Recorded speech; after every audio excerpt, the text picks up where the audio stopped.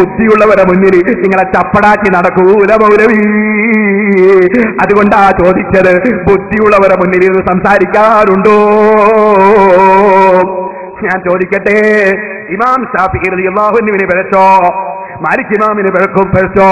അത് പറയാൻ നിങ്ങൾ ആരാണ്? ഞാൻ അങ്ങോട്ട് പറയട്ടെ. അപ്പൊ നിങ്ങൾ മനസ്സിലാക്കണം, അള്ളാഹുവിന്റെ ദീനിന്റെ പ്രമാണം അത് 4 എണ്ണമാണ്.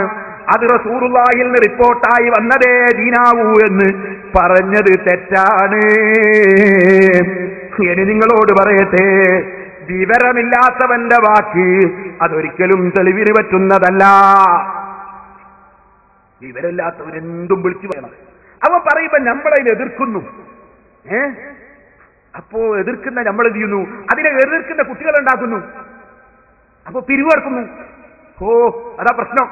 അതായത് സിറാജുൽ ഹുദ കുറ്റ്യാടിയിൽ സ്ഥാപിച്ചത് എന്തിനാ?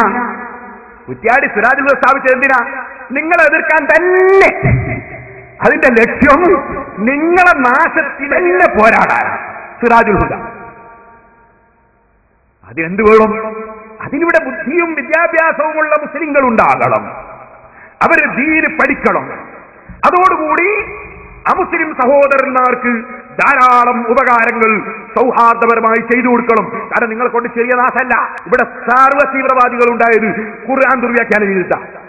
ഇമാമിങ്ങളെ വാക്ക് സ്വീകരിക്കാതെ ഖുർആൻ ഓതിയിട്ട് ഹേയ് ബദർ യുദ്ധാണ് തീവ്രവാദം എന്നും പറഞ്ഞ് തീവ്രവാദത്തിന് ഇറങ്ങിക്കോ എന്ന് പറഞ്ഞ് ചെറുപ്പക്കാരെ ഖുർആൻ ഓതിയിട്ട് ജിഹാദ് എന്ന് പറഞ്ഞാൽ ഇതാ 4 ആൾ ഒരുമിച്ച് കൂടിയിട്ട് ബോംബുണ്ടാക്കലാണ്, 4 ആൾ ഒരുമിച്ച് കൂടി കള്ളത്തോക്കൽ ഉണ്ടാക്കലാണ് എന്ന് പറഞ്ഞ് ഇറക്കിയിട്ട് ഖുർആൻ ദുർവ്യാഖ്യാനം ചെയ്തിട്ടാ ഇവിടെ മുഴുവൻ തീവ്രവാദി ഉണ്ടായത്. ഇമാമിങ്ങളെ സ്വീകരിക്കാത്തോണ്ട. അപ്പോ ഇവിടെ തീവ്രവാദമില്ലാതിരിക്കണം. ഈ രാജ്യത്തിന് സംരക്ഷണ സുരക്ഷിതത്വം വേണം. ഇവിടെ സൗഹാർദ്ദം നിലനിൽക്കണം. ഇവിടെ മതം നിലനിൽക്കണം. സർവ്വമതക്കാർക്കും ഇവിടെ സൗഹാർദ്ദത്തിൽ ജീവിക്കണം. അതിന് ഇമാമിങ്ങൾ പറഞ്ഞതനുസരിച്ച് അല്ലാഹുവിന്റെ ഖുർആനും ഹദീസും മനസ്സിലാക്കണം. നിങ്ങൾ നോക്കൂ, ഈ പുത്തൻവാദികൾ വരുന്നതിന് മുമ്പ് ചോദിക്കട്ടെ, ഞാൻ ഒരു വെല്ലുവിളിയായി തന്നെ ചോദിക്കട്ടെ, ഈ പുത്തൻവാദികൾ നമ്മളെ രാജ്യത്ത് വരുന്നതിന് മുമ്പ്, കേരളത്തിൽ വരുന്നതിന് മുമ്പ് ഏതെങ്കിലും ഒരു മുസ്ലിമിന്റെ പേര് തീവ്രവാദികളെ ലിസ്റ്റിൽ ചൂണ്ടിക്കാണിച്ചു തരാൻ കഴിയോ? പുത്തൻവാദികൾ വരുന്നതിന് മുമ്പ്, ഖുർആൻ ദുർവ്യാഖ്യാനം തുടങ്ങുന്നതിന് മുമ്പ്, ഇമാമിങ്ങളുടെ കിതാബുകൾ സ്വീകരിച്ചുകൊണ്ട് ജീവിക്കുന്ന സുന്നികൾ മാത്രം ജീവിച്ചിരുന്ന കാലത്ത് ഏതെങ്കിലും ഒരു മുസ്ലിമിന്റെ പേര് തീവ്രവാദികളെ ലിസ്റ്റിൽ ഏതെങ്കിലും ഒരു പത്രത്തിൽ, ഏതെങ്കിലും റിപ്പോർട്ടിൽ തെളിയിക്കാൻ ആർക്കെങ്കിലും കഴിയോ? കഴിയൂല. കാരണം ഇമാമിങ്ങൾ ഖുർആനിന്റെ ശരിയായ വ്യാഖ്യാനമാണ് ഇവിടെ മുസ്ലിമീങ്ങളെ പഠിപ്പിച്ചത്. ഇമാമിങ്ങളെ സ്വീകരിക്കാതെ ഖുർആൻ നോക്കിയിട്ട് തീവ്രവാദം പ്രസംഗിക്കുന്നവരും ക്ലാസ് എടുക്കുന്നവരും വന്നപ്പോ ഇപ്പൊ മുസ്ലിമീങ്ങൾക്ക് രാവിലെ പത്രം വന്നാൽ നാണക്കേട് കൊണ്ട് തല ഉയർത്താൻ കഴിയുന്നില്ല. ഓരോ ദിവസവും അതാ ഏതൊക്കെ കക്ഷികളെ പേരാ വരുന്നത്, അതൊക്കെ റിപ്പോർട്ട് ചെയ്യോ തെറ്റോ നമുക്കറിയില്ല. ഏതായിരുന്നാലും നാണക്കേട് ഈ സമുദായത്തിന് വലിച്ചിട്ടത് ഖുർആൻ ദുർവ്യാഖ്യാനം ചെയ്യുന്ന നിങ്ങളല്ലേ. എന്നിട്ട് ഞാൻ നേരത്തെ പറഞ്ഞ പോലെ മൂപ്പര് ഇവിടുത്തെ പ്രസംഗത്തിന്റെ തുടക്കത്തിൽ പറയാ, മുജാഹിദീങ്ങളെ പേരിൽ ഒരു പോലീസ് സ്റ്റേഷനിലും കേസില്ലട്ടോ. ഒരു സ്റ്റേഷനിലും മുജാഹിദുകളെ സംബന്ധിച്ചിടത്തോളം, മുജാഹിദ് പ്രസ്ഥാനത്തെ സംബന്ധിച്ചിടത്തോളം എവിടെയെങ്കിലും ഒരു കലാപമുണ്ടാക്കിയിട്ട് ഒരു സ്റ്റേഷനിലും അവരുടെ പേരിൽ കേസുകളില്ല എന്നത് ആർക്കും അംഗീകരിക്കാവുന്ന യാഥാർത്ഥ്യമാണ്. നമ്മളാരോ ചോദിച്ചോ മുജാഹിദുകളെ പേരിൽ കേസുണ്ടോ? മൂപ്പര് പറയാം, ഒരു പോലീസ് സ്റ്റേഷനിലും മുജാഹിദുകളെ പേരിൽ കേസില്ലട്ടോ. അപ്പൊ ശരിയായ, അതായത് കുമ്പളങ്ങ കട്ടത് ഞാനാണെന്ന് തോന്നുന്നുണ്ടോ എന്ന് ചോദിച്ചു ഒരു കുമ്പളങ്ങ കട്ടവൻ. സുബ്ഹാനല്ലാഹ്, ഇല്ലല്ലേ? എന്നാ ഇതാ ഞാൻ വായിക്കാം, ദൂരമുള്ളൊന്നുമല്ല. 996 മാർച്ച് 4 തിങ്കൾ കള്ളത്തോക്ക് പ്രതികൾ റിമാൻഡിൽ.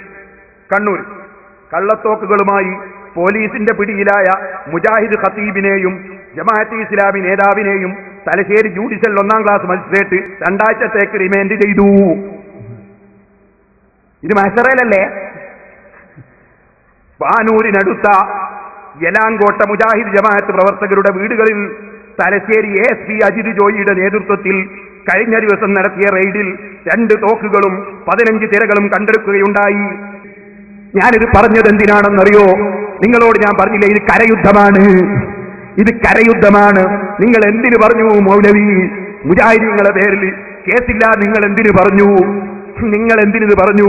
ഇതിന്റെ മറുപടി ഞാനല്ല ഇതിന് ഉത്തരവാദി, ഈ മൗലവിമാരുടെ കുതന്ത്രത്തിൽ പെട്ടുപോയ ഓ മുജാഹിദ് സുഹൃത്തുക്കളെ, ഞാൻ പറയട്ടെ, ഞാനിതിന് ഉത്തരവാദിയല്ല. ഇവിടെ നാദാപുരത്ത് വന്നിട്ട് അതാ ഈ മൗലവി പ്രസംഗിച്ചതാണ് ഞങ്ങൾക്കെതിരെ ഒരു പോലീസ് സ്റ്റേഷനിലും കേസില്ലെന്ന്, കേസുണ്ടായിട്ടില്ലെന്ന്, ഒറ്റ പോലീസ് സ്റ്റേഷനിലും കേസില്ല എന്നുള്ള യാഥാർത്ഥ്യമാണ് പോൽ. എന്നാൽ അതും ഒരു കളവാണ് കേട്ടോ. ഇവർക്ക് പണി നിങ്ങൾക്ക് കേൾക്കണോ? എന്റെ ഒരു CD നിങ്ങൾ കണ്ടില്ലേ? മക്ബറകളുടെ മഹത്വങ്ങൾ, ശത്രുക്കളുടെ ഭീകരതകൾ. എന്തായിരുന്നു ആ CD പുറത്തിറങ്ങാൻ കാരണം?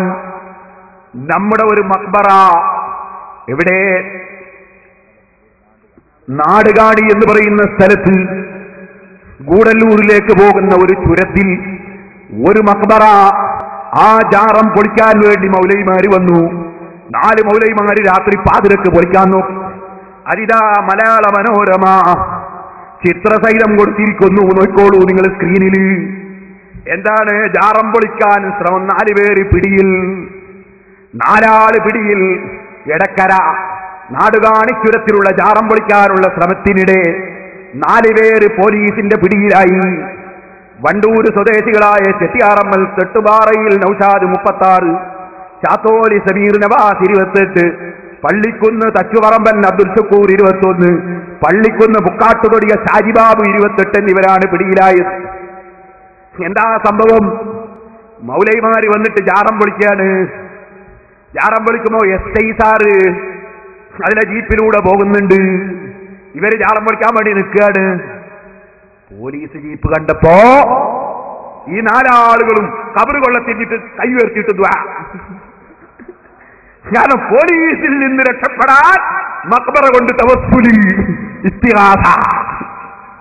അപ്പോ പോലീസുകാർ മനസ്സിലാക്കി ആരോ പ്രാർത്ഥിക്കാൻ വന്നവരല്ലേ എന്ന് മനസ്സിലാക്കി പോലീസ് അങ്ങ് പോയി. പക്ഷെ SI നല്ല ബുദ്ധിമാനാ. മൂപ്പര് കുറെ അപ്പുറത്തെത്തിയപ്പോ കൂടെയുള്ള ഡ്രൈവറോട് പറഞ്ഞു, അല്ല ആ 4 ആൾ ഒരു പ്രാർത്ഥിക്കുന്ന ടീമാണെന്ന് തോന്നുന്നില്ലല്ലോ. കാരണം ഒരൊറ്റ ഒന്ന് തളർത്തിട്ടില്ല. മക്ബറിന്റെ അടുത്ത് പോയിട്ട് പ്രാർത്ഥിക്കുന്നവർ പാതിരക്കൊക്കെ വരുന്നവരാണ്, എന്തായാലും ഒരാളെങ്കിലും തരണം. അത് പോലീസുകാർക്ക് ബുദ്ധിയുണ്ടല്ലോ. അദ്ദേഹം പറഞ്ഞു ഒന്ന് തിരിച്ചു വേണ്ടിയത്. വണ്ടി തിരിച്ചു വന്നൊക്കെ വരുന്ന 4 ആൾ പൊളിക്കുകയാണ്. 4 ആളെ പിടിച്ച് വണ്ടിയിലിട്ട് കൊണ്ടുപോയി റിമാൻഡ് ചെയ്തതാണ്. വായിക്കാം. ബുധനാഴ്ച രാത്രി 9:30 മണിയോടെയാണ് സംഭവം.